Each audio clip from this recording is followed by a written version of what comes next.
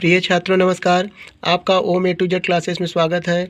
आज हम कक्षा 10 गणित प्रश्नावली 6.3 का प्रश्न संख्या 6 हल करेंगे।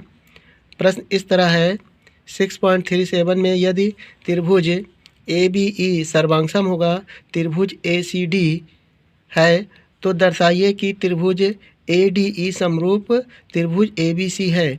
हमें ये दिया हुआ है सर्वांगसम और सिद्ध करना है दो त्रिभुजों को समरूप। यहाँ पर जो आकृति दी है 6.37, ये हमें चित्र दिया हुआ है। सिद्ध करना है ADE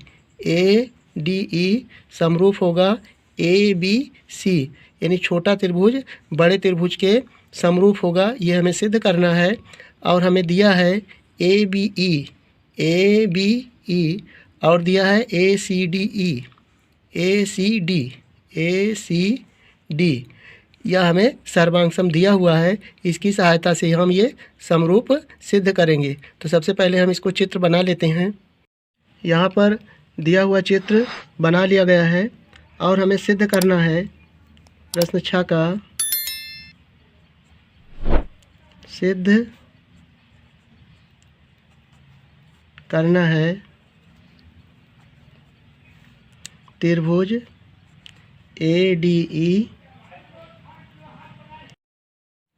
ADE समरूप है त्रिभुज ABC। ये हमें सिद्ध करना है। यहाँ पर चित्र में देखें ADE और समरूप सिद्ध करना है ABC, यानी बड़ा वाला त्रिभुज छोटे त्रिभुज में समरूप होगा, ये हमें सिद्ध करना है। हमें दिया है त्रिभुज ABE सर्वांगसम होगा त्रिभुज ACD, ये हमें दिया है।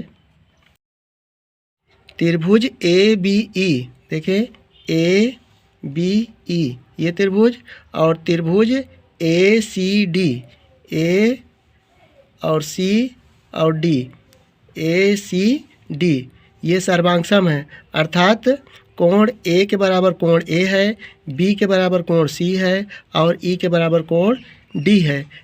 अर्थात ये कोण उभयनिष्ठ है और बराबर भी है। यदि त्रिभुज सर्वांगसम है तो उनकी भुजाएं भी बराबर होगी। यहाँ देखें AB के बराबर होगा AC, AB के बराबर है AC, और BE के बराबर है CD, अर्थात ये भुजा, और AE के बराबर है AD। तो इस तरह से हम लिख सकते हैं, सर्वांगसम के नियम से लिखेंगे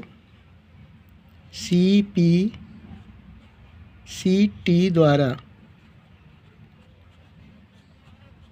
यहाँ से हम लिख सकते हैं AB बराबर AC, AB बराबर AC, AB बराबर AC, BE, यहाँ देखें BE बराबर हो जाएगा CD, BE बराबर CD, और AE बराबर हो जाएगा AD। इन्हें समीकरण नंबर 1, नंबर 2 और नंबर 3, यहाँ से हमें देखें भुजाओं में जो अनुपात लेना है AB के साथ अनुपात रहेगा AD का। हम यहाँ से लिख सकते हैं, या AD बराबर AE भी लिख सकते हैं, और इसे समीकरण नंबर 3 मान लेते हैं। यहाँ देखें CPCT द्वारा ये किया गया है। इसका मतलब होता है क्रॉसपोंडिंग पार्ट्स कंक्रेट ट्रायंगल, ठीक है। तो यहाँ से इस नियम द्वारा ये त्रिभुज सर्वांगसम है तो उनकी भुजाएं भी बराबर होती हैं और कोण भी बराबर होते हैं। तो यहाँ से हमें, चूँकि हमें त्रिभुज दिखाना है ADE समरूप होगा त्रिभुज ABC के, तो यहाँ से हम इनको समरूप दिखाने के लिए एक कोण तो बराबर है और भुजाओं में अनुपात भी बराबर होना चाहिए। अर्थात हम रूल लगाएंगे साइड एंगल साइड। तो यहाँ पर एक एंगल बराबर है दोनों त्रिभुजों में ABC और ADE में। हमें अब इनकी भुजाओं में अनुपात समान दिखाना है तो लिखेंगे यहाँ से समीकरण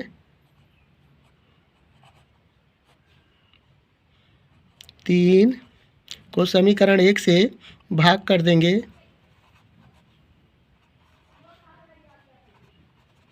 तो समीकरण 3 है AD अपान हो जाएगा AB बराबर AE अपान AC, यानी समीकरण 3 AD बराबर AE और भाग कर दिया गया समीकरण 1 से AB अपान हो जाएगा AC। अब देखें ये किन भुजाओं में अनुपात आ रहा है चित्र में। यहाँ पर चित्र में देखें ADE समरूप दिखाना है ABC के, तो हमें जो भुजाओं में अनुपात प्राप्त हुआ है AD अनुपाते AB और AE अनुपाते AC, यानी दोनों त्रिभुजों में भुजाओं में अनुपात प्राप्त हो गया और एक कोण भी बराबर है। अब लिखेंगे इन दोनों त्रिभुजों में तुलना करेंगे। लिखेंगे अब त्रिभुज ADE तथा त्रिभुज ABC में, यानी जिन त्रिभुजों को हमें समरूप दिखाना है उनमें हम तुलना करते हैं तो कोण A बराबर कोण A है उभयनिष्ठ। लिखेंगे कोण A बराबर कोण A उभयनिष्ठ तथा AD अपान AB बराबर AE अपान AC। ये हम लिख सकते हैं समीकरण 4, इसका नंबर दे देते हैं और यहाँ पर लिख देते हैं समीकरण 4 से, अर्थात त्रिभुज में भुजाओं में अनुपात है, दो भुजाओं में अनुपात बराबर है और एक कोण बराबर है, तो यहाँ लिख सकते हैं इसलिए त्रिभुज ADE समरूप होगा त्रिभुज ABC के, और यही हमें सिद्ध करना था। हैंस प्रूव्ड लिख सकते हैं। हम उम्मीद करते हैं कि आपको इस प्रश्न का हल समझ में आ गया होगा। यदि आपको इस प्रश्न का हल समझ में आ गया हो तो वीडियो को लाइक कर लें और चैनल को सब्सक्राइब करके इस वीडियो को अपने दोस्तों के साथ शेयर कर लें। वीडियो देखने के लिए धन्यवाद।